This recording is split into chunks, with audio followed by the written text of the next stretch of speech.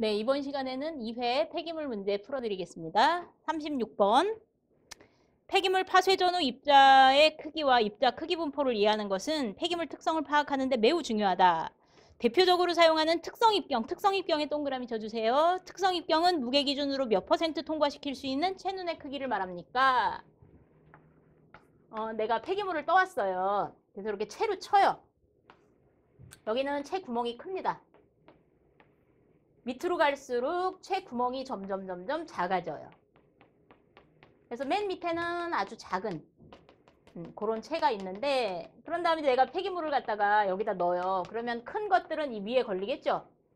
그리고 점점 작은 것들이 맨 밑에는 이제 가루가 이렇게 남을 건데, 그러면은 전체 무게의 10%를 통과시킨 채 눈의 크기를 D10이라고 해서, 그럼 D10은 여기서부터 여기까지가 전체 무게의 10%. 그러면 나머지는 위에는 다 90% 있다는 얘기를 의미하죠.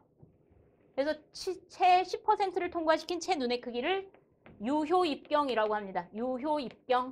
그래서 만약에 이 문제가 유효입경 찾으세요 이렇게 나왔다면 답은 10%죠. 1, 2, 3, 4에는 없지만. 그 다음에 D50이 있어요. D50은 반반. 그래서 50%는 여기 채로 치면 이 채 밑으로는 50, 요 채 위로도 50이라는 뜻이죠. D50이라는 거는. 그래서 얘를 평균 입경이라고 합니다. 평균 입경. 그 다음에 D60도 있고요. 또 D63.2라는 게 있는데 이게 특성 입경이에요. 왜 63.2라고 했습니까? 로진-라뮬러라는 공식에서 이 특성 입경을 사용하기 때문에 거기서 정의를 한 거예요. 그 공식에다 넣으려면 D63.2라는 특성 입경을 알아야 되니까. 그러니까 외워주셔요. 63.2 특성 입경, 50 가운데 평균, 그 다음에 D10을 유효입경이라고 해서 만약에 균등계수를 구하세요 이랬다면 D10분의 D60 이렇게 구한다는 것 정도 하나 알아두시면 되겠습니다. 그래서 예를 들어서 D10이 2mm고 D60이 10mm다 이렇게 많이 나와요. D10은 즉 2mm, D60은 10mm다. 균등계수 구하세요. 그럼 2분의 10 해서 5 이렇게 구하시면 되는 문제가 폐기물 기사나 산업기사에서는 엄청 많이 나오죠. 근데 기능사에서는 아직 한 번도 본 것 같지는 않고요. 요 기출문제 우리한테서는. 그렇지만 알아둘 것. 37 가겠습니다. 그래서 답은 63.2. 특성 입경은 무게비로 몇 %입니까? 답은 63.2%. 37. 내륙매립공법과 해안매립공법 알아두셔야 됩니다. 그 밑에 표에 해설에. 두 번째, 내륙매립공법, 해안매립공법 이 두 개만 외워주세요. 내륙매립은 샌드위치 공법과 그 다음에 셀공법 안에 도량형 공법이 있습니다. 그래서 셀공법 옆에 도량형 공법에다는 가로 쳐주세요. 그리고 압축매립 공법이 있거든요. 그래서 세 가지로 외워주세요. 내륙매립 공법은 셀공법은 이제 여기에 이제 매립지라고 했을 때 이렇게 셀 그리고 복토, 셀 그리고 복토, 셀 그리고 복토, 위에도 셀 그리고 복토. 그래서 더미더미 이렇게 쌓는 것을 셀공법이라고 합니다. 그래서 우리가 지금 많이 사용하는 공법이죠. 그래서 그날 매립된 것이 하나의 셀이에요. 다음 날은 좀 많다 그러면 그 다음 날 셀이 되는 거고.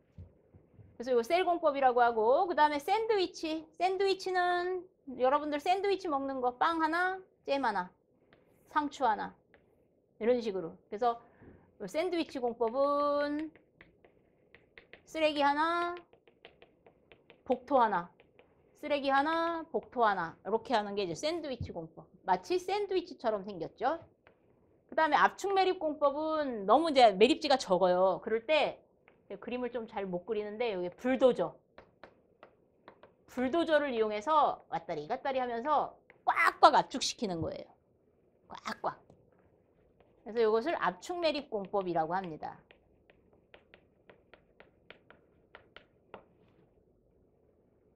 그리고 이 셀 공법 안에 도랑식 공법이라는 게 있어요. 도랑식. 그래서 먼저 여기다 셀로 묶기 전에 또랑을 파야 되겠죠? 또랑. 그래서 얘는 도랑식 공법 같은 경우는 이제 도랑식이 있고 뭐 경사식이 있고 뭐 지역식이 있고 계곡식이 있고 뭐 이런 식으로 돼 있는데 만약에 계곡이라고 생각해봐요. 이런 계곡. 그럼 계곡은 뭐 또랑 팔 필요 없이 여기다 셀로 넣으면 될 거 아니에요. 셀. 경사식도 이렇게 경사진 곳이 있다고 쳐봐. 지역도 이런 지역이 있다고 쳐봐요. 그럼 셀 이렇게 묻으면 되죠. 그럼 얘네들의 문제점은 뭐냐. 복토를 얻기가 힘들어요. 복토를 해야 되거든. 복토를 뭐라 그랬어요? 다른 말로 덮개 설비. 왜 한다고? 팔이나 이런 거 그 다음에 쓰레기 날아가지 않게 또 나중에 식물 심기 위한 기반 조성 뭐 해가지고 그래서 이때 얘네들은 복토를 얻기가 힘들어. 다른 지역에서 가지고 와야 돼요. 복토를. 근데 얘는 파낸 흙을 이용하니까 복토를 얻기 가장 좋은 방법입니다.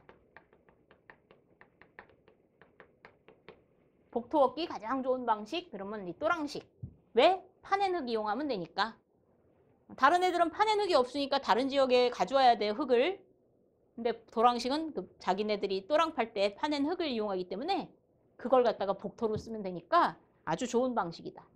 이렇게 나눌 수 있습니다. 이번에는 해안매립 공법 할게요. 해안매립은 박내순으로 외워주세요.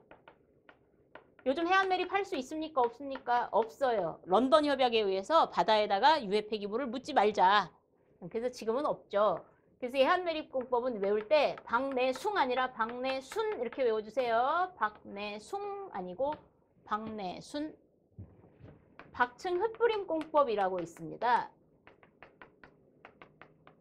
그리고 내수배제 공법. 우리 교재에 다 써 있으니까 순차 투입 공법.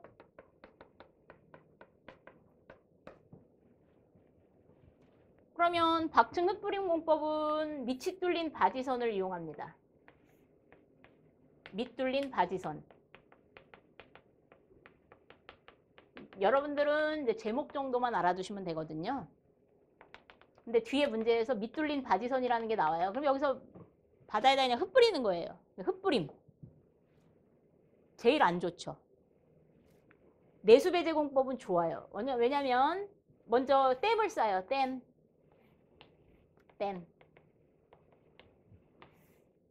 그런 다음에 여기 안에 있는 물을 퍼내요. 내수를 빼내는 거예요. 그걸 내수배제. 이걸 퍼내. 그런 다음에 셀. 그 다음 육지 매립하고 똑같이 하면 돼. 돈이 어마어마하게 많이 들겠죠? 그 다음 순차 투입 공법은 이제 여기가 이제 바다, 여기는 이제 육지, 이걸 이제 호환이라고 합니다. 호환은 바닷물이 들어오지 못하도록 막아주는 안전장치를 이제 호환이라고 한대요.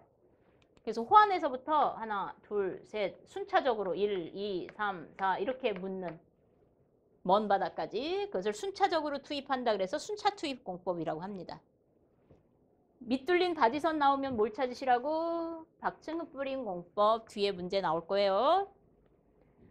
그러면 다음 중 내륙 매립 공법이 아닌 거 압축 매립, 도랑식, 샌드위치 맞는데 박내순 할 때 박층 흙뿌림 공법은 아니죠. 답은 4번. 38. 매립 처분 시설 중 폐기물에 포함된 수분, 폐기물 분해에 의해 생성된 수분, 매립지에 유입되는 경우 강우에 의하여 발생하는 침출수 유출 방지와 거기다 줄치세요. 침출수 유출 방지와 거기서부터 끝까지 매립지 내부로의 지하수 유입 방지. 다 물이네. 침출수의 동그라미, 지하수의 동그라미. 그러면 물을 들어오지 못하도록 매립지 안으로 물 들어오면 큰일 나죠. 물이 들어오지 않게 하는 걸 뭐라 그래요? 그치? 물을 차단하는 장치, 차수설비라고 합니다. 답은 차수설비, 차수시설. 다시 침출수 유출, 물이 들어오지도 않고 나가지도 않게. 그 다음에 지하수 들어오지 못하게, 다 물과 관련된, 그래서 얘는 차수설비. 39 계산 문제입니다. 침출수를 혐기성 여상으로 처리하고자 한다. 유입유량은 1000세제곱미터 데이이고 BOD는 500mg/L이다. 처리 효율이 90%라고 한다면 이때 혐기성 여상에서 발생되는 메탄가스의 양은 아마 수질에서도 풀었을 거예요. 즉 1.5세제곱미터 가스가 BOD 1kg에 나오는데 이 1.5세제곱미터 가스 중에는 또 메탄이 60%가 나온대요. 그러면 여러분들이 제일 먼저 BOD가 몇 kg인지를 먼저 구해야 돼. BOD 몇 kg인지 알면 BOD 킬로그램당 1.5세제곱의 가스가 나올 거고 그 중에 또 60%가 메탄가스니까 곱하기만 하면 끝납니다. BOD의 량이 몇 킬로그램인지를 먼저 구하시는 게 관건이에요.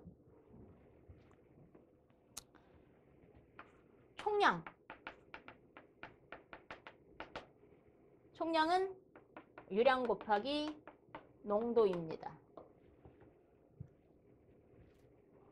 많이 배우셨죠? 농도 곱하기 유량. 이게 뭐라 그랬냐면 아마 대기 시간에도 배운 것 같은데 요거는 전교생 숫자. 그러면 우리 반에 한 반에 5명이 있어요. 요즘 한 15명 있나요? 한 반에? 저희 때는 60명씩 있었는데 제가 50 몇 번 한 적도 있어요. 왜냐면 저거 하씨거든. 그래서 키 순서로 하면은 저는 앞번호예요. 키가 작아서. 근데 뭐 가씨성, 나씨성부터 해가지고 하면 저는 하씨라 가지고 맨 뒷번호야. 그래서 56번까지 했던 기억이 나요. 56번. 홍씨가 내 뒤에 있었던 것 같고 하씨라서.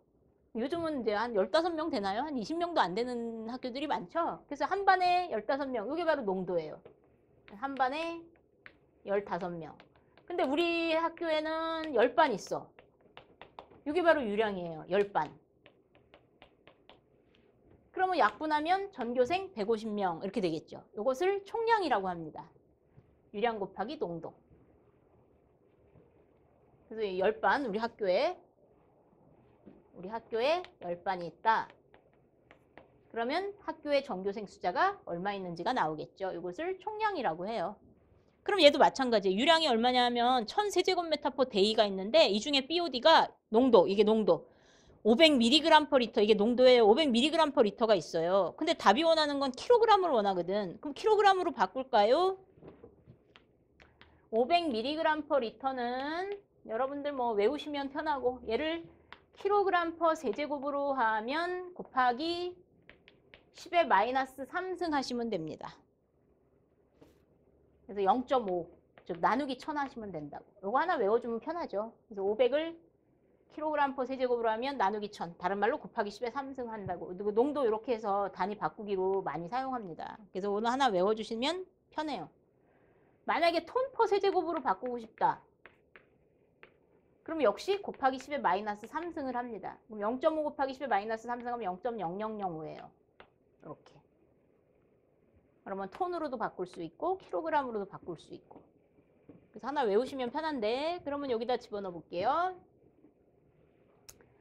그러면은 이제 1000세제곱미터 퍼 데이에는 여기 유량 곱하기 농도 0.5 kg/세제곱에 BOD가 있는데 이렇게 하면 이제 전교생, 즉 전교생 숫자가 나온다고. 농도 이게 이제 총량, BOD의 총량이 되는 거죠. 우리 학생 수의 총 숫자가 되는 것처럼. 그러면 이 BOD가 있는데 이 BOD에서 얼마가 나온대요? 가스가 1.5세제곱미터의 가스가 나온대요. 그래서 1.5세제곱미터의 가스가 BOD 1kg당 나온대요. 여기까지가 가스량. 여기까지 이해되셨습니까? 근데 이 가스가 다 분해되는 게 아니라 효율이 90%래요. 그럼 90%를 곱하고 이 중에 60%만 메탄가스가 있대요. 그럼 90%가 분해되면 메탄도 생기고 CO2도 생기고 뭐 여러 가지가 생기겠죠. 그중에 메탄은 60%만이니까 그래서 90%도 곱해야 되고 60%도 곱해야 됩니다. 이게 답이에요. 이 문제의 답. 그래서 400원 나와야 돼요. 많이 나오죠. 수질에서도 많이 나오고 폐기물에서도 많이 나오고. 40번 가겠습니다. 하부에서 뜨거운 모래의 동그라미. 모래 나오면 무조건 보지도 말고 유동상 찾으셔야 돼. 이거는 매 시간마다 나올 거예요. 오늘부터 매 시간마다. 뜨거운 모래를 이용하여 부상시키고 상부에서 폐기물을 주입하여 소각시키는 형태의 소각로는 그래서 유동상식 소각로 모래. 소각로의 종류가 5개가 있습니다. 먼저 고정상식 소각로라고 해서 그냥 쓰레기를 넣고 고정된 곳에 넣고 태워요. 그러면은 문제가 뭐가 있냐? 누룽지가 생기겠죠, 누룽지. 그래서 이 고정상식 소각로는 국부가열이라고 합니다. 이거 국부가열. 국부가열이 생길 수가 있어요. 누룽지가 생길 수가 있어요. 그리고 섞이질 않으니까 어디는 잘 타고 어디는 안 타고 이런 좀 문제점이 발생할 수 있겠죠. 그 다음에 화격자식 소각로라 그래서 기차처럼 생겼습니다. 이렇게 계속 연결돼 있어요. 그래서 여기는 화격자식 소각로라고도 하고 스토커식 소각로라고도 합니다. 스토커식 소각로. 마치 기차처럼 생긴. 그래서 여기서 소각을 해요. 그 다음에 이동하고 또 소각하고 이동, 또 소각하고 이동. 근데 여기 쟤만 남겠죠? 이쪽으로 배출해주는. 그게는 연속 운전이 가능합니다. 근데 공기가 너무 많이 들어가겠네. 여기도 공기, 여기도 공기, 여기도 공기. 태울 때는 공기가 필요하니까. 그래서 과잉 공기가 너무 많이 들어가고 그 다음에 고장률도 높겠죠. 먼지도 많이 나오겠죠. 그 다음에 가장 큰 문제점은 만약에 내가 플라스틱을 태웠다고 해볼게요. 플라스틱을 태우면 여기가 굳어버릴 거예요. 플라스틱이 타다가. 그러면 얘가 이동하지가 않겠지. 이동이. 그래서 플라스틱 태울 때는 이 고정상식이 좋아요. 그래서 플라스틱 나오고 국부가열 나오면 고정상식 이렇게 답 찾아주셔야 돼. 연속 운전이 가능하고 과잉 공기가 많이 들어가고 뭐 이렇게 나오면 이제 스토커식 찾아주셔야 되고. 그럼 얘네들은 다 쓰레기를 그냥 넣으시는 거거든요. 이번에는 이제 유동상식 할게요. 유동상식은 소형 소각로입니다. 이렇게 생겼는데요. 여기다 모래를 주입해요. 그래서 모래 나오면 무조건 무슨 소각로? 유동상식 소각로. 너무너무 중요합니다. 모래. 뜨거운 모래. 얘는 소형이다 보니까 이제 쓰레기를 이쪽으로 투입합니다. 그러면 구멍이 작으니까 어떻게 해야 돼요? 전처리해야 돼요. 다른 애들은 전처리가 필요 없어요. 잘라야 돼, 얘는. 그래서 전처리를 하는 소각로는 얘밖에 없어요. 누구? 유동상식 소각로. 그러면 소형이다 보니까 온도가 낮아질 수 있어요. 그래서 우리가 모래찜질을 하는데 들어가면 뜨뜻하고 좋죠? 마찬가지로 뜨거운 모래를 이렇게 해가지고 넣어주면 중간에 식질 않아. 중간도 따뜻할 수가 있습니다. 이것을 이제 유동상식 소각로라 그래서. 그럼 유동상식 소각로의 단점이 뭐예요? 전처리를 해야 되고 그 다음에 모래랑 나중에 쓰레기가 분리하기가 힘들어요. 그리고 유동매체를 계속 넣어줘야 돼. 모래를 계속 넣어줘야 돼. 그리고 이 유동매체의 조건이 뭐예요? 즉 모래의 조건. 요거는 지금 쓰시지 말고 뒤에 나오니까 그때 이제 해설 보면서 제가 다시 설명드릴게요. 여러분들 이해만 지금 해주세요. 뜨거운 모래는 어때요? 비중이 커야 돼, 작아야 돼? 자갈처럼 커서 안 뜨면 돼요? 안 되지. 비중이 작을 것, 가격이 저렴할 것, 공급이 양호할 것.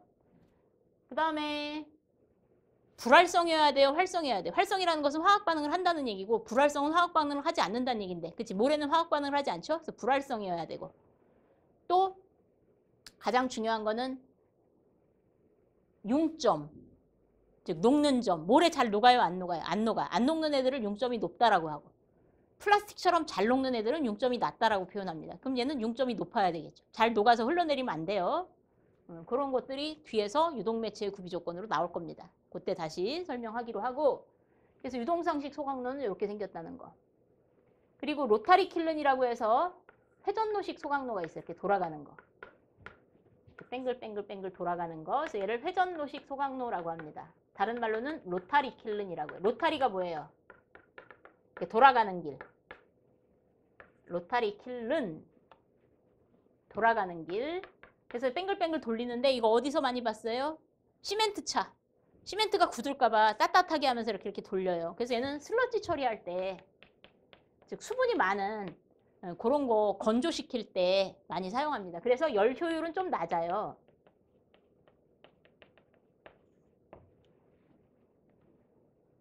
건조할 때 많이 하는. 그다음 마지막 소각로는 이제 다단로식 소각로라 그래서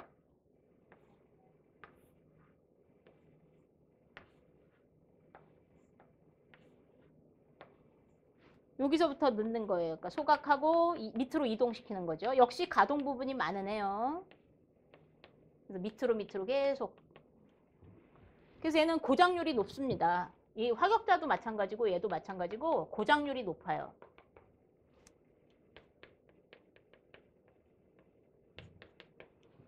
그 다음에 체류 시간이 길죠. 체류 시간이 길어요.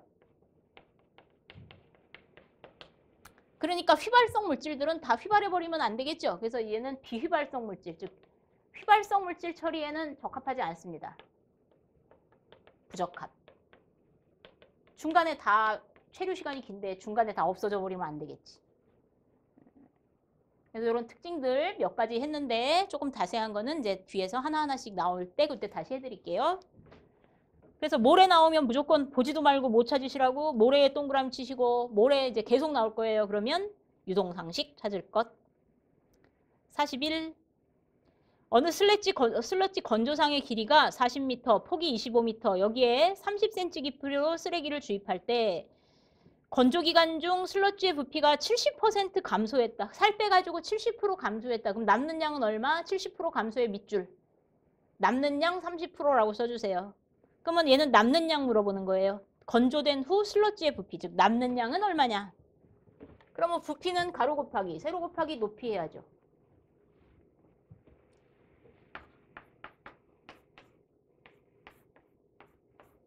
여기에 가로가 얼마, 세로가 얼마 나왔어요. 그리고 여기가 높이가 요만큼의 슬러지가 있대요. 그럼 슬러지의 부피는 가로 곱하기, 세로 곱하기 슬러지의 높이. 그러면은 얼마? 40m, 25m, 그리고 30cm는 몇 미터? 0.3m. 근데 이 중에 70%가 날라갔대요. 그러면 얼마? 30%가 남아있는 슬러지의 양이다. 뭐 별거 아닌 문제입니다. 42번 갈게요. 슬러지 내 수분을 처리하기 위한 탈수 및 건조 방법에 해당하지 않는 것은 얘는 탈수기라고 써줄까요? 해설에 있다. 쓸 필요 없겠다. 탈수기는 먼저 원심 분리가 바로 뱅글뱅글 돌아가면서 우리 세탁기죠. 세탁기. 뱅글뱅글 돌아가면서 우리 빨래 수분을 없애주는 그게 원심 분리기고, 그 다음에 진공여과는 저번 시간에 했어요. 쫙 빨아들이는 거죠. 걸레를 넣고 쫙 빨아들이는 거. 진공여과. 가압여과는 위에서 누르는 거. 그 다음에 벨트 프레스라고 해서 요거는 이렇게 생겼습니다. 벨트 프레스는 이제 여기에 바퀴가 있어요. 뱅글뱅글 돌아가요. 슬러지를 여기다 집어넣어. 그러면 여기 돌아가면서 물이 짜지면서 나중에는 납작콩 돼가지고 이렇게 나오겠죠. 요걸 이제 벨트 프레스라고 해가지고 소음도 없고요. 얘도 연속해서 우리가 원심분리 같은 즉 세탁기는 다 짜고 나서 다음 빨래 집어넣고 또 다 짜고 나서 다음 빨래 집어넣고, 근데 얘는 계속 연속적으로 넣을 수 있죠. 벨트 프레스. 그러면 산화지는 뭐예요? 산화지는 탈수기가 아니라 그냥 옛날식 처리 방식이죠. 그냥 물을 그대로 산화지에다가 넣고 그냥 미생물들이 지가 알아서 처리하게 만드는, 이건 탈수기가 아니라 미생물들에 의한 처리 방법으로 얘기를 하고 있습니다. 답은 1번은 아니에요. 43. MHT 구해볼까요? 인구가 아니다. 쓰레기 발생량이 1, 7, 9, 2, 5, 0, 0 톤퍼 1년 동안 쓰레기를 아저씨 2725명의 인부가 수거하고 있다. 그 다음에 수거는 1일 8시간, 그리고 1년 작업일수는 310일이다. 저번 시간에 배운 MHT. MHT는 뭐라고? Man hour per 톤의 약자라고. 이때 man은 누구를 얘기해요? 수거 인부 수. hour는 뭐예요? 수거 시간. 그래서 MHT가 크면 수거 시간이 길다. 즉 안 좋은 수거 방식. 그래서 지금 없어진 벽면 부착식 수거가 제일 안 좋다 그랬죠. 톤은 쓰레기양. 이게 공식이에요. 그러면 대입. 수거 인부는 2725명. 2725명. 명이라고 써도 되고 인이라고 써도 되고. 그 다음에 수거 시간은 며칠? 8시간 하루에. 그럼 여러분들은 8시간 하루에 8시간 근무하는 거예요. 그 다음에 쓰레기 양은 톤으로 1792500 1792500 톤 퍼 년. 근데 우리가 원하는 거는 명 아워 퍼 톤, 즉 데이하고 년이 없어져야 되겠죠. 그래서 여기다가 1년은 며칠 동안 일했대요? 310일. 그래서 아저씨들이 1년 동안 며칠 동안 일했는지를 구해서 년도 없어주게 이렇게. 그래서 남는 단위는 명, 아워, 퍼, 톤만 남아야 됩니다. 역시 숫자 바꿔서 계속 나올 계산 문제이기도 해요. 어렵지 않은 계산 문제입니다. 44 갈게요. 다음과 같이 쓰레기를 대형으로 간편하게 소각하는 처리 방식에 적합하며 여기다가 줄 치세요. 연속적인 소각과 배출이 가능. 그럼 아까 소각로 5개 중에 연속적으로 배출하고 하는 게 누구였어요? 그치? 스토커식이었죠. 다른 말로 화격자식이라고도 했죠. 그래서 이게 쓰레기 도시 폐기물 쓰레기 소각할 때 가장 많이 사용합니다. 그래서 연속적인 소각과 배출 그러면 스토커식. 그 다음에 모래에 나오면 유동상식. 45 갈게요. 일정 기간 동안 이거 저번에 했다. 쓰레기의 수거 차량 대수를 조사하는 게 뭐라고? 개수분석법. 무게 재는 것은 개근법. 그래서 개수분석법이 2번에 있죠. 적재 차량 개수분석법. 그래서 8톤 차량을 한 대, 두 대, 세 대, 네 대 세는 거. 46. 폐기물 고체 연료에서 RDF의 구비 조건으로 옳지 않은 것은 RDF는 쓰레기 재생 연료라고 그래가지고 먼저 가연성 폐기물들만 모으세요. 그러면은 뭐 유리나 금속을 빼야 돼. 불연성 물질들 빼고 그다음에 음식물 폐기물도 빼세요. 왜? 수분이 많아가지고 폐기물을 연료로 만들었을 때 부패합니다. 보관할 때. 그래서 수분이 많은 음식물 폐기물도 빼고 그래서 뭐 종이, 그다음에 의류, 가죽, 플라스틱 이런 애들을 모아가지고 만든 재생연료입니다. 재생연료. 쓰레기 재생연료. 그래서 모양은 이렇게 생긴 즉 절편처럼 생긴 애가 있어요. 이렇게 해도 만들기도 하고 그 다음에 쌀떡볶이 모양으로 만들기도 해요. 쌀떡볶이. 이것을 이제 펠릿 RDF라고 해가지고 이게 제일 많이 쓰여요. 그 다음에 가루를 내기도 해요. 가루. 그래서 종류는 뭐 이렇게 3가지 종류가 있는데 이거는 이제 플러프 RDF라고 하고 플러프. 얘는 펠릿 RDF라고 하고 펠릿. 얘는 파우더 RDF라고 하고 그래서 이렇게 해서 이제 연료로 만든 거예요. 그래서 얘 구비 조건은 좋은 말만 써야죠. 구비 조건. 유해물질이 들어있으면 돼요, 안 돼요? 안 되겠죠. 어떤 건 잘 타고 어떤 건 안 타고 그러면 돼요, 안 돼요? 안 되겠지. 일정한 혼합물이어야 되겠죠. 그다음 수분이 많으면 돼요, 안 돼요? 안 되겠지. 부패하겠죠. 그래서 그런 얘기들이 거기 써 있습니다. 그럼 볼게요. RDF의 구비 조건 1번. 제품으로는 고칼로리여야 좋겠죠. 2번. 저함수율이어야 보관할 때 썩질 않겠죠.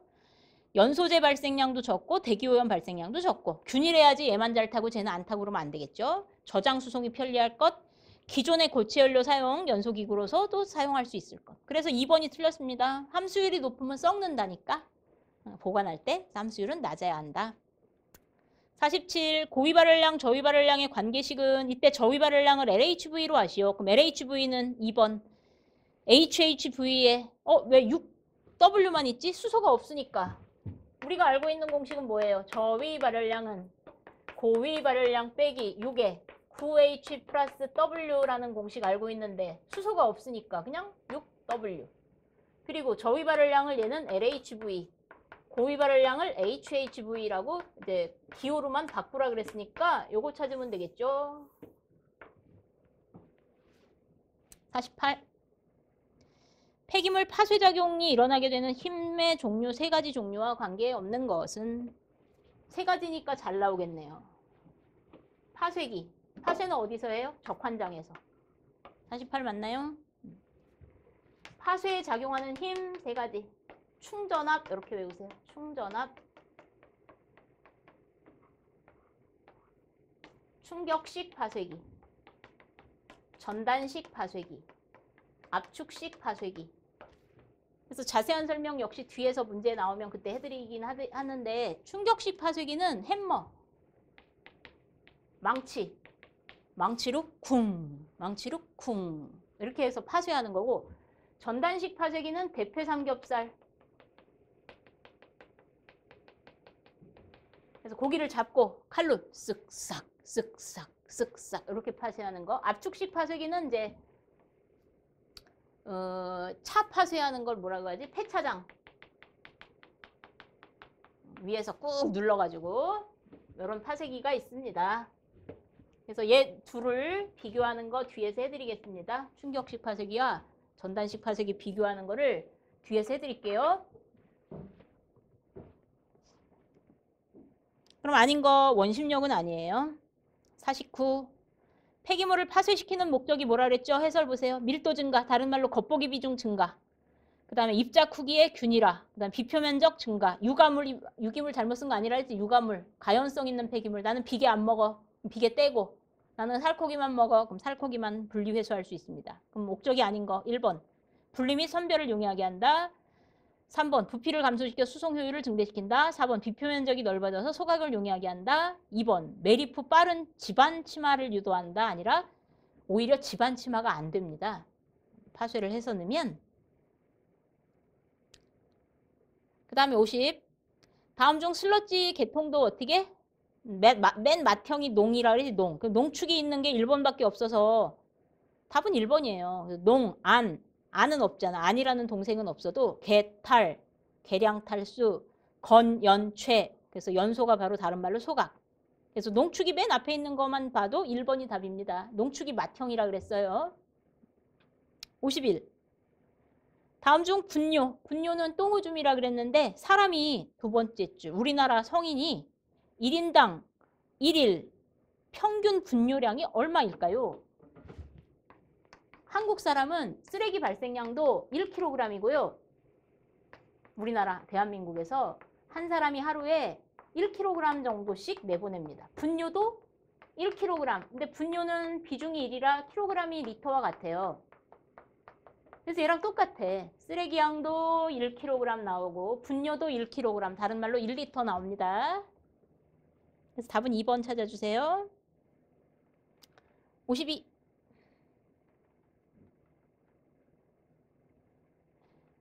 폐쇄하였거나 파쇄하지 않은 폐기물로부터 철에다 동그라미. 철분을 회수하려고 해요. 그럼 자석 갖다 대면 되겠죠? 철 나오면 자석 선별하면 됩니다. 먼저 공기선별 1번. 공기선별은 무겁냐 가볍냐예요. 아래에서 공기를 훅 불어넣으면 종이 같은 거는 위로 날아가고 돌멩이는 아래로 떨어지겠죠. 그래서 공기선별은 이제 그렇게 가벼우냐 무거우냐 선별하는 거고, 스크린 선별은 이제 체에다 쳐서 아까 체보다 큰 거는 위로, 체보다 작은 거는 아래로. 그래서 크기 선별이에요. 스크린 선별은. 자석 선별은 철 나올 때 자석 선별 찾으면 됩니다. 그래서 철 보면 자석 선별. 그래서 52번에 철에다 꼭 동그라미 쳐주셔야 돼. 53. 관거를 이용한 폐기물 수송 방식이다. 다음 중 가장 거리가 먼 것은? 관거 수송. 폐기물 수송 방식에 관거 수송이라는 게 있습니다. 우리 폐기물 수송에는 컨테이너 수송이 있어요. 이게 바로 쓰레기차죠. 컨테이너, 쓰레기 컨테이너 이용해서 쓰레기차. 그 다음에 컨베이어 수송이라는 게 있습니다. 이거는 에스컬레이터를 이용해서 쓰레기를 옮겨주는 거죠. 그래서 에스컬레이터 교체할 때 유지비가 좀 많이 든다는. 그 다음에 관거 수송이라는 게 있어요. 관거 수송. 그 다음에 이제 철도로 수송하는 게 있습니다. 철도. 그걸 모노레일 수송이라고 하는데, 모노레일.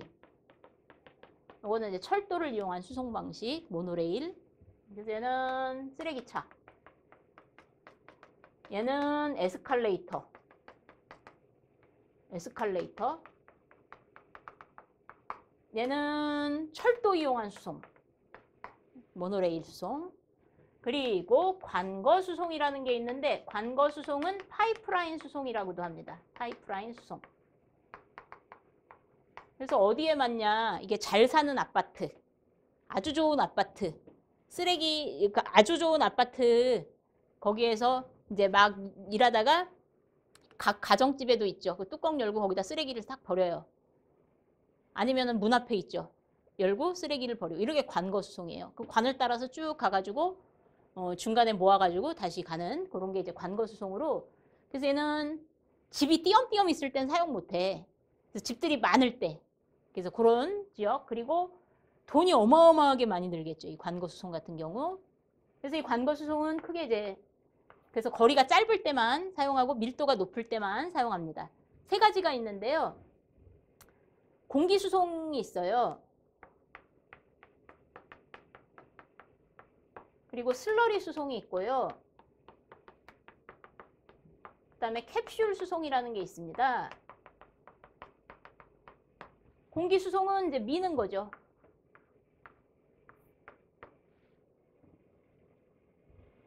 공기를 이용해서 미는 거. 반대로 여기서 쭉 빨아들이기도 해요. 흡입하기도 해요.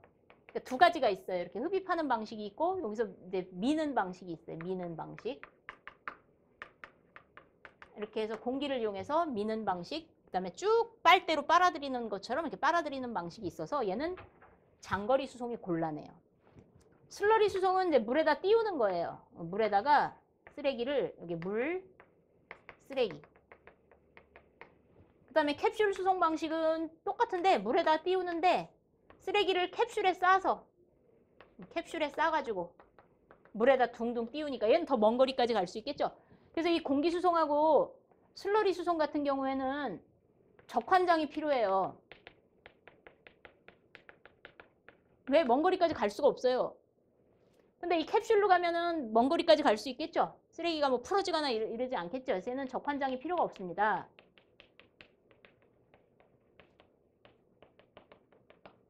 그래서 특히 공기 수송 같은 경우 먼 거리를 갈 수가 없어요. 그래서 한 대략 5km 정도라고 합니다. 대략 5km. 근데 책마다 조금 틀려서 뭐 2.5km라고 이 문제처럼 나온 책도 있고요. 그래서 먼 거리까지는 갈 수가 없다라는 거.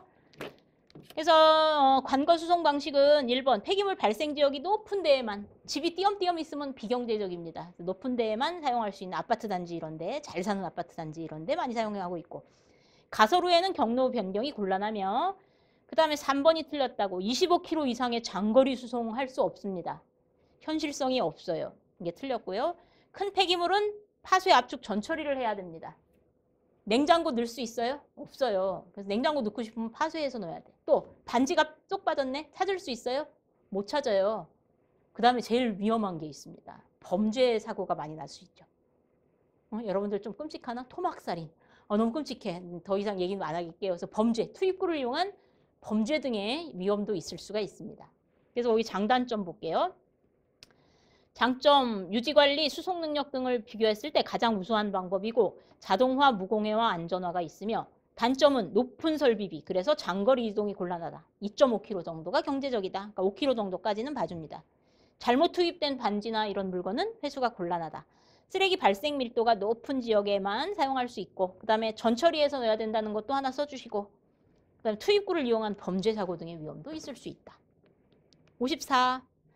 연료를 연소시킬 때 실제 공기량을 A, 이론 공기량을 A0, 과잉 공기율을 나타낸 것은 대기 시간에 배운 거네요. 과잉 공기가 20%다.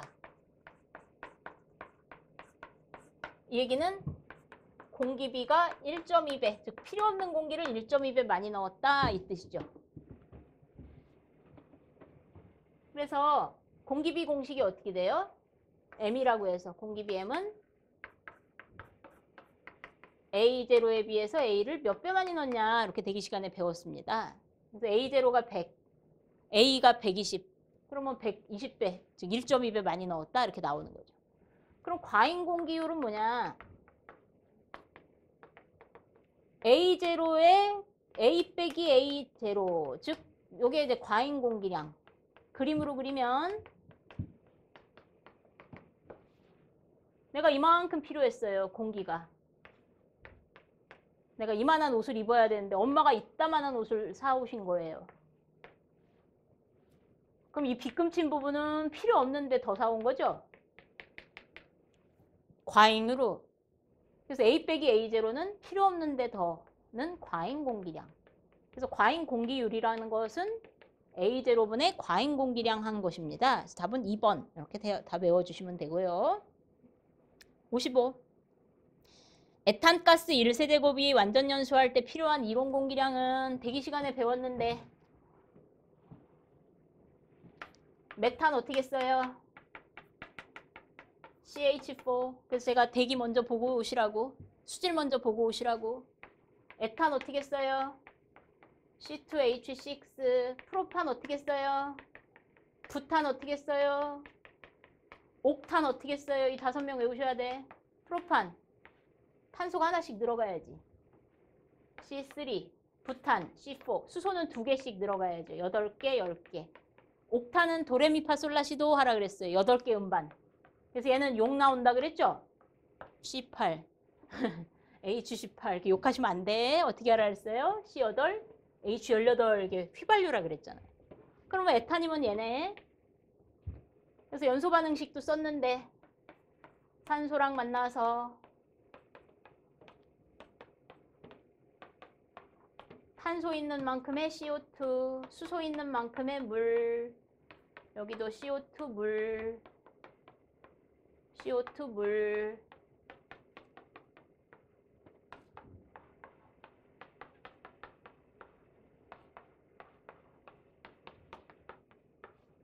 (1, 2, 3, 4) 탄소 있는 만큼 얘는 8개. 그 다음 수소는 2, 3, 4, 5 얘는 9개. 그 다음 필요한 산소 얘는 2개, 얘는 3.5개, 얘는 5개, 얘는 6.5개, 얘는 12.5개.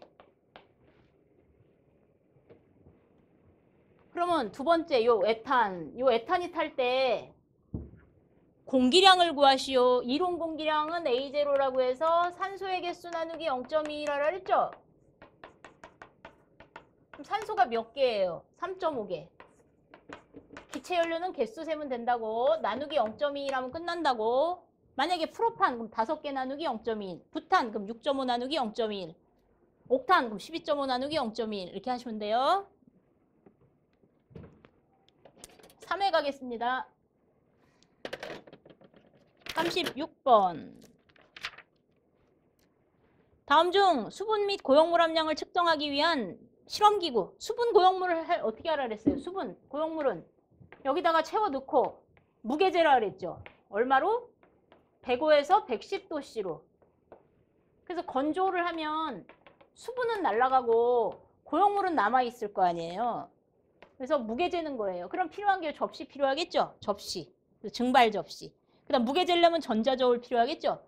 데시게이터 안에다 넣어서 건조해야 됩니다. 그걸 건조기라고 해서 데시게이터라고 하죠. 데시게이터. 한문으로는 건조기, 영어로는 데시게이터. 자 테스트는 수질에서 배워요. 응집할 때. 응집제 집어넣어서 어느 게 제일 응집이 잘 되나 그런 거 실험할 때 합니다. 수질에서 나오죠. 37. 탄소 6kg에서 발생하는 이산화탄소의 량은? 그러면 탄소에서 이산화탄소량. 비례식은 이렇게 비례식 세고. 먼저 얘 6kg에서 이산화탄소 몇 세제곱 생기냐 물어봤으니까 이렇게 써주고. 몇 킬로그램 생기냐 그랬으니까 이렇게 써주고. 비례식은 위하고 아래하고 단위가 같아야 된다. 얘 킬로그램이면 얘 킬로그램, 얘 킬로그램이면 얘 킬로그램. 그리고 분자량제라고. 탄소 몇 킬로그램? 12kg. CO2 분자량 44kg. 그래서 12kg 탈 때 44가 필요한데 이거의 반인 6이면 이거의 반인 22가 필요하겠네. 그래서 답 X는 22. 38.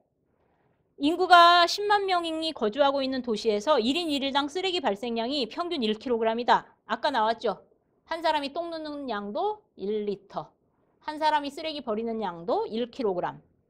적재 용량 4.5톤짜리 트럭이 몇 대가 필요합니까?가 문제예요.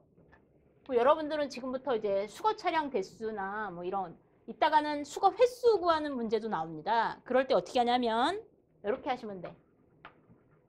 발생량과 쓰레기차가 수거하는 양은 같아야 되겠죠. 이렇게 하시면 돼요. 그럼 한 사람이 하루에 1kg씩 내보낸대요. 1kg per 인일. 근데 이건 한 사람이 내보내는 양이고 전체 사람이 몇 명이 있어요. 그치? 10만 명이 있지. 10만 명을 곱해주면 전체 쓰레기 발생량이 나오겠죠. 이게 발생량입니다. 그 다음에 트럭에 해당하는 거는 다 이쪽으로 써줘. 4.5톤짜리 트럭이래요. 4.5톤짜리 트럭이면은 몇 킬로그램이에요? 왜 저쪽이 킬로그램이면 이쪽도 킬로그램이어야 되잖아요. 4.5톤이면 곱하기 10의 3승해서 킬로그램으로 바꿔요. 얘 몇 대가 필요하냐가 문제입니다. 하루에. 그러면은 1분의 톤.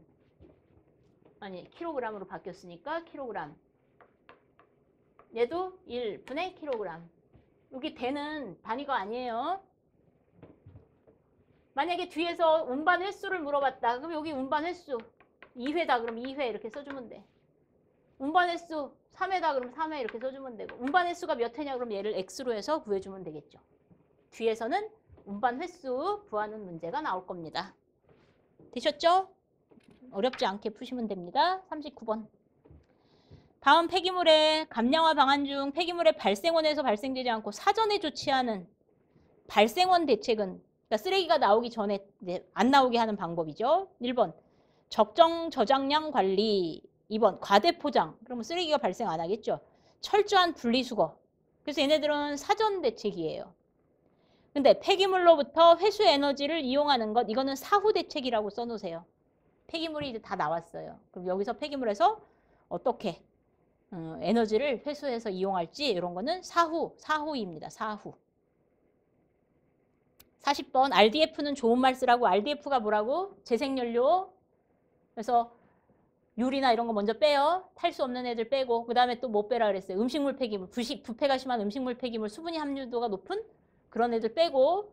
그래서 떡볶이 모양이나 절편 모양이나 이렇게 만든 것이 RDF라 그랬죠. 좋은 말 쓰셔야 돼. RDF의 구비 조건은 열함량이 높고 동시에 수분 함량이 낮아야 부패가 안 된다고. 2번 염소 함량이 높아야 돼요? 낮아야 돼요? 염소 함량이 높으면 안 좋은 거죠. 염소 함량이 낮아야 되겠지. 3번 미생물에 의해서 분해되면 돼요? 안 돼요? 안 되겠지. 보관하는데 다 분해돼서 없었네. 태우려고 창고 닦아보니까 없네. 그럼 안 되겠죠. 그래서 미생물의 분해가 안 돼야 되고 재해 함량이 높으면 돼요? 안 돼요? 안 되겠죠. 재해 함량이 낮아야 됩니다. 4번 균질성. 어떤 건 잘 타고 어떤 건 안 타고 그러면 안 된다고. 그래서 맞는 것, 틀린 것 찾기 3번. 41 저번 시간에 한 거네요. 폐기물 3성분은 뭐라고 해요? 해설, 가연분, 수분, 회분. 4성분을 뭐라고 하지? 공업분석. 수분, 회분, 휘발분, 고정탄소. 무연분이라는 건 없습니다. 답은 2번. 42. 공식 찾기 3번이네요. LHV는 HHV 고휘발을 향해서 600에 9H 플러스 W. 43 압축비. 첫 시간에 배웠네. 밀도가 0.4인 애가 압축해서 밀도가 0.85가 되었다. 그럼 압축비 어떻게 구하라 그랬어요? 응? 첫 시간에 배웠잖아. 압축비는 영어로 뭐라고 한다고? CR. 작은 값분의 큰 값하라고. 그 밀도가 나왔으니까 작은 밀도분의 큰 밀도. 부피가 나오면 작은 부피분의 큰 부피 하라고. 그럼 밀도가 두 개인데 0.4분의 0.85 하면 되겠죠. 작은 값분의 큰 값. 요게 끝. 압축비. 44. 슬러지 처리 개통도. 농축 맨 위에 앞에 농축이 있는 애가 2명이네. 그 다음에 안정화. 그럼 1번이네. 농축이 맏형이에요. 농, 안, 개, 탈, 건, 연, 최. 답은 1번. 45. 도시에서 생활 쓰레기를 수거할 때 고려사항이다. 가장 거리가 먼 것은 요거 되게 중요합니다. 해설 먼저 보세요. 수거 노선 결정할 때 유의사항. 거기에서 몇 번 잘 보냐면 제일 많이 나오는 게 6번, 7번, 그리고 10번. 1번, 2번 읽어보시고요. 3번부터 볼게요. 가능한 한 간선도로 부근에서 시작하고 간선도로 부근에서 끝내는 게 좋습니다. 그래야 대형 트럭 세우기가 좋아요. 주택가에 세우면 대형 트럭을 세울 수가 없어요. 그래서 시작과 끝을 간선도로 부근에서 해주는 게 좋습니다. 그 다음에 4번 중요합니다. 교통혼잡한 지역의 새벽에, 동그라미 새벽. 새벽에, 그래서 2시, 3시면 아저씨들 나와서 수거하고 계시죠? 쓰레기차에서 새벽에 수거하시고요. 그 다음에 6번, 제일 중요해요. 발생량이 많은 곳, 많은 애 동그라미, 별표. 가장 먼저 수거해 꼭 외우셔야 돼요. 발생량이 많은 곳을 가장 먼저 수거할 것. 근데 맨날 적은 곳을 가장 먼저 수거할 것. 그래서 맨날 틀려요. 그 다음에 9번, 한 번 간 길은 가지 않도록 설계하는 게 좋고요. 10번. 그 다음에 7번, 언덕길은 내려가면서 수거한다. 왜 그렇죠? 아저씨들 힘드세요. 올라가면서 수거하면. 내려가면서. 그 다음에 11번 먼저 보면 U자형 회전을 피합니다. 왜 그래요? 트럭이 크니까 유턴하기가 불편하거든. 유턴하는 곳을 피해서 10번 중요합니다. 가능한 한 시계방향의 네모, 별표. 아까 많은 곳 별표. 시계방향 별표. 새벽에 이건 쉬우니까 별표 안 해도 되고. 왜 시계방향으로 할까요? 이게 교차로가 있으면 이쪽으로 수거 노선을 세우셔야 돼. 이쪽으로 가면 왜 안 좋을지 한번 생각해 보세요. 반시계 방향이면은 안 좋은 이유가 뭐죠? 시계 반대 방향이면 안 좋은 이유? 왜 시계 방향이면 좋을까? 수거 노선 세우는데. 이쪽으로 하면 신호를 받아야 돼요. 좌회전. 근데 이쪽으로 하면 그냥 가도 돼요. 그쵸? 그래서 그래요. 그래서 시계 방향 중요합니다. 그럼 이 문제에서 틀린 거 4번. 쓰레기가 적게 발생하는 지점을 가장 먼저 수거한다. 아니라 많이 발생하는 곳을 가장 먼저 수거한다. 그래야 된다고. 제일 잘 나오는 문제가 이겁니다. 46. 연소가스의 잉여율을 이용하여 보일러에 주입하는 물을 예열함으로써에다가 네모 쳐주세요. 물을 예열함으로써 세 번째 줄 보일러 효율을 높이는 장치에도 밑줄. 그래서 네 가지가 있는데 거기에 과열기, 제열기, 절탄기, 공기예열기 그림으로 그려드릴게요. 이게 소각로입니다. 연소실. 여기서 막 태우고 있어요. 그럼 이제 여기서 가스가 발생해서 이렇게 가가지고 굴뚝으로 나갈 거예요. 여기를 제1연도, 여기를 제2연도라고 합니다. 그러면은 먼저 과열기라는 것은 여기다 설치하거나 여기다 설치해요. 그래서 과열기. 그래서 이걸 이제 방사형 과열기, 이건 대류형 과열기라고 해서 여러분들 모르셔도 돼. 과열기가 요거예요. 여기서 열을 잡는 거예요. 나가는 열이 아깝거든. 이 열을 어떻게든 이용하고 싶은 거예요. 그 열을 내서 잡는 거예요. 그 다음에 여기다 한 번 더 설치해. 이걸 제열기라고 합니다. 재차 가열해서 한 번 더 설치하는 거. 이게 제열기. 그 다음에 이제 이쪽으로 이제 나갈 텐데 여기다가 찬물을 넣어요. 찬물. 그러면 여기서 데펴져가지고 온수가 나오겠죠? 그게 바로 이 문제인데 이것을 절탄기라고 해서 이름이 어려워요. 절탄기, 영어로는 이코노마이저라고 합니다. 이코노마이저. 그래서 차가운 물을 따뜻하게 데피는 데 사용하는 거예요. 그러면 물 데피려고 해도 연료 써야 되잖아. 그럼 연료 안 쓰고 그냥 물이 데펴지니까. 그래서 얘네들이 폐열회수 장치라고 합니다. 폐열회수 장치. 이 세 명을 과열기, 제열기, 절탄기 얘네들을 폐열회수 장치. 그래서 물을 예열한다 그러면 얘밖에 없어요. 물을 예열하는 거, 물 데피는 거. 공기 예열기는 이제 다시 돌려서 공기를 데필 때 쓰는 건데 그건 모르셔도 되고. 그래서 얘는 절탄기만 알아두시면 돼. 여러분들 기능사에서는 절탄기만 알아두시면 됩니다. 되셨나요? 47. MHT 문제네요. 수거 효율을 결정하는 게 뭐라고? MHT, man, hour, per ton. 답은 2번. 48. 이거 뭐죠? 셀 공법. 샌드위치 공법하고는 반대죠. 셀 공법. 그 다음에 2, 3, 4는 뭐야? 먼저 3, 4는 뭐예요? 박내순. 요거는 해안매립 공법이죠. 49. 안정한 매립지에서 가장 많이 발생하는 건 뭐라고? 이제 매립이 안정화됐다는 것은 마지막까지 이제 끝까지 간 거죠. 그럼 뭐가 많이 나와요? 메탄가스가 CO2 가스보다 많이 나와서 거기를 메탄 생성 단계라고 한다 그랬습니다. 그래서 메탄가스는 모아가지고 서울시 버스에 CNG 버스에 넣어준다고. 그래서 메탄가스가 안정한 매립지에서 가장 많이 나온다. 답은 1번. 50번. 대기시간에 배웠네. 3T. 소각로에서 완전 연소할 때 필요한 게 뭐예요? 충분한 시간, 충분한 온도. 이때 충분한 온도는 인화점 이상으로 해줘야 된다 그랬죠? 기억나십니까? 대기 먼저 보고 오세요. 기억 안 나시는 분은. 그리고 혼합, 터뷸런스. 그래서 타임, 템퍼러처, 터뷸런스 혼합해서 얘를 3T라고 해. 누구랑 잘 혼합하는 거예요? 연료하고 공기를 잘 혼합하는 거죠. 그걸 3T라고 한다고. 소각에서 필요한. 51 저번 시간에 했습니다. 85%의 함수율을 갖고 있는 쓰레기를 건조시켜. 계속 나올 거라고 그랬는데 함수율이 25%가 되었다. 그러면 쓰레기 1톤에서 증발시켜야 될 수분의 양은 1톤이 있습니다. 즉 1000kg이 있어요. 수분이 얼마 있어요? 85%. 그러면 고용물이 얼마? 고용물을 영어로 TS라고 한다고. 15%. 그 그다음에 건조시켰어요. 그럼 뭐가 날아가요? 수분이 날아가겠죠. 그래서 얘는 이렇게 줄었어요. 얘가 얼마인지는 모르지만 수분의 양은 압니다. 25%. 그러면 고형물은 얼마? 100에서 빼준 나머지, 즉 75%가 고형물이죠. 날아간 건 수분만 날아갔으니까 처음의 고형물과 나중의 고형물은 같아야 한다. 처음 TS와 나중 TS는 같아야 한다. 처음에는 1000kg에 85%니까 15%가 고형물이겠죠. 그래서 1000kg에 0.15, 15%. 나중에는 몇 킬로그램인지는 모르지만 75%가 고형물이라는 건 알고 있어요. 이렇게 해서 X를 구했더니 200kg. 딱 떨어진다. 그러면 날아간 양은 얼마예요? 요게 1000이고 요게 200이니까 800만큼이 날아간 양이죠. 그래서 증발된 수분량은 1000 빼기 200. 그래서 800이 사라진 양, 즉 날아간 수분량이 된다. 52.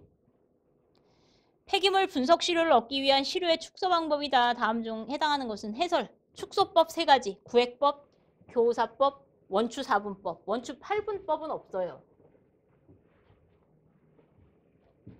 내가 쓰레기를 가지고 오려고 하는데 너무 쓰레기 양이 많아요.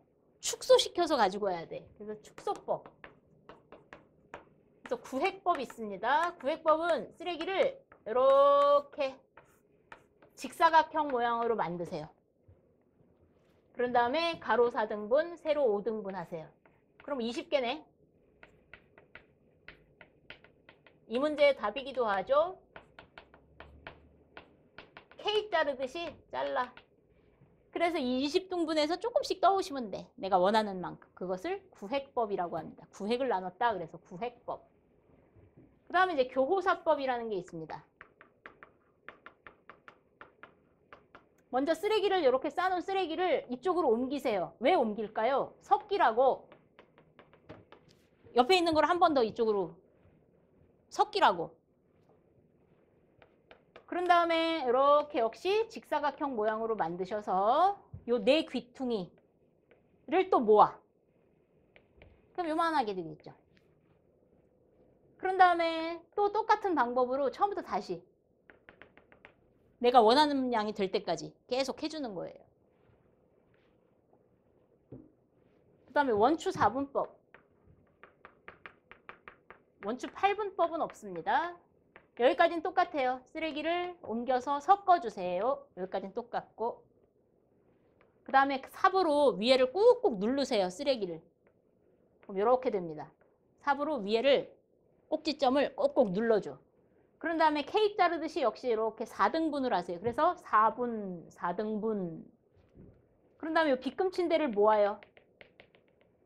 그럼 요만해졌지. 역시 꾹꾹 눌러. 그래서 내가 원하는 양이 될 때까지 계속 하는 거예요. 그것을 원추 4분법이라고 해요. 그럼 보세요. 52번의 두 번째 니은. 가로 4등분, 세로 5등분. 그래서 20개의 각 등분에서 균등량을 취하는 것. 답은 구획법. 그리고 아닌 것 찾기도 잘 나옵니다. 원추 8분법 이래가지고 아닌 것 찾기. 원추 4분법은 있는데 원추 8분법 이런 거 없습니다. 53 대기시간 했네요. 유해 폐기물 국가 간 불법적인 교역을 통제하기 위한 국제협약은 대기시간에.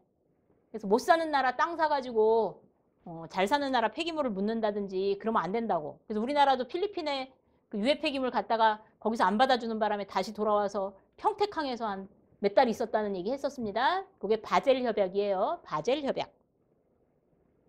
54. 폐기물 안정화에 관한 설명이다. 다음 중 거리가 먼 것은 안정화니까 말 그대로 1번. 폐기물의 물리적 성질을 변화시켜 취급하기 쉬운 물질로 만든다. 맞습니다. 취급하기 쉬운 물질로 만드는 것. 오염물질의 손실과 전달이 발생할 수 있는 표면적을 감소시키려고 하는 것. 3번. 폐기물 내 오염물의 용존성 및 용해성을 증가시키려고 하는 것이 아니라 용해성을 없애주려고 하는 것이 안정화입니다. 그래서 3번이 틀렸어요. 그래서 고형화를 다른 말로 안정화라고도 해요. 고형화가 뭐였죠? 시멘트로 싸는 거였었죠. 유해성 폐기물을. 그래서 4번 독성이 감소되기도 하죠. 그래서 고형화를 시키면 용해성이 없어진다는 거. 그래서 3번 틀렸습니다. 그래서 안정화는 다른 말로 고형화라고도 합니다. 그래서 54번의 안정화 밑에다가 고형화와 같다 이렇게 써주세요. 고형화도 안정화라고 부른다. 즉 안정화의 한 방법이 고형화예요. 고형화면 어떻게 돼? 용해가 안 되지. 시멘트로 딱딱하게 굳혀 있으니까. 그쵸? 물에도 안 녹죠. 그리고 독성 물질이 나오질 않죠. 그리고 이 독성 물질이 나오는 표면적이 감소돼요. 그게 2번. 표면적이 감소되고 독성 물질이 감소되고 취급하기가 쉽고. 마지막 55. 다음은 적환장이 필요한 경우. 적환장이 뭡니까? 소형차를 썼을 때 중간에 집화장. 거기서 파쇄, 선별, 압축하기 때문에 님비 신드롬이 많이 일어난다 그랬고. 처리장이 너무 멀 때. 최종 처분지까지. 그리고 소형차 썼을 때 대형차로 실어주는 곳이 적환장이라 그랬죠. 1번. 수집 장소와 처분 장소가 멀 때 맞고. 2번. 작은 용량의 수집 차량을 사용했을 때 맞고. 작은 규모의 주택들이 밀집되어 있을 때도 맞고. 4번이 틀렸습니다. 상업지역에서 폐기물 수거에 대형 용기를 사용했을 때 아니라 소형 용기, 별표 칠하라 했습니다. 소형차, 소형 용기를 썼을 때 적환장이 필요하다. 그래서 3회만 풀어봤는데도 앞에서 나온 거가 계속 또 나오고 하죠. 그래서 역시 1, 2, 3회 복습한 다음에 다음 시간에 풀어드릴 4회 보시면 되겠습니다. 네, 이번 시간에 여기까지 하겠습니다. 수고하셨습니다.